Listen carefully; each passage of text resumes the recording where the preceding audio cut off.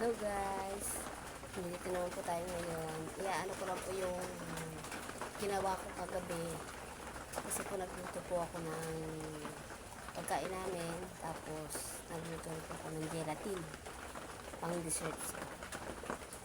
Desserts po namin. Gumawa po ako. Pero medyo madami din po yung nagawa ko.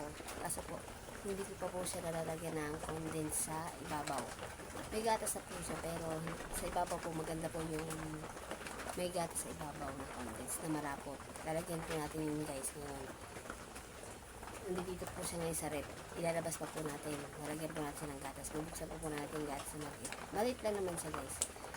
Para pang ano lang sa gelatin. Ilalagyan natin sa ibabaw. Kasi ang nilagay ko po sa gelatin ay pasas. Nilagyan ko po siya guys ng pasas para medyo masarap siya. Kaya guys, tignan niyo ang gagawin ko. Lalagyan natin siya ng condense sa ibabaw. Let's go!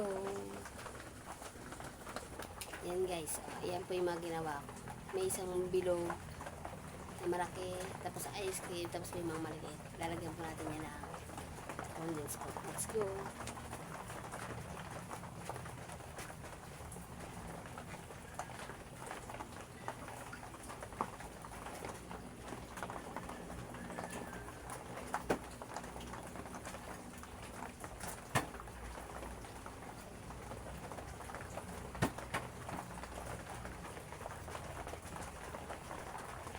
Lagyan ako natin ng condense para masarap.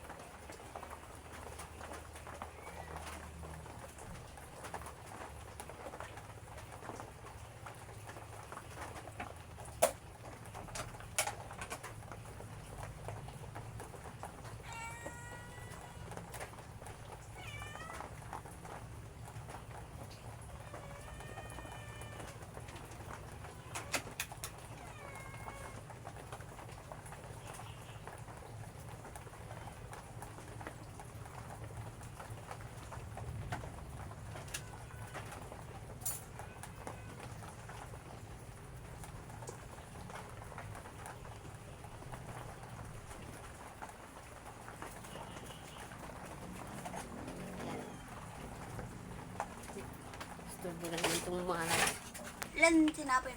ayun guys, tapos na tayo sa ginawa natin. Yan na. Nilagyan na natin siya ng condense na malapot. Ha? Ayan guys. Kasi po ito ay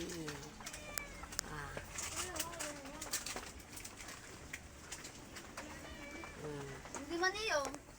masarap yan guys kasi malapot yung gatas niya. Kasi po ito ay pamimigay ko rin. Pamimigay ko rin po sa mga kapitbahay. Yan guys. Ganito lang guys. Thank you very much po. Tayo po ay pupunta rin sa taas. Kasi po itong maraki po ay bibigay ko po doon sa may taas. Let's go.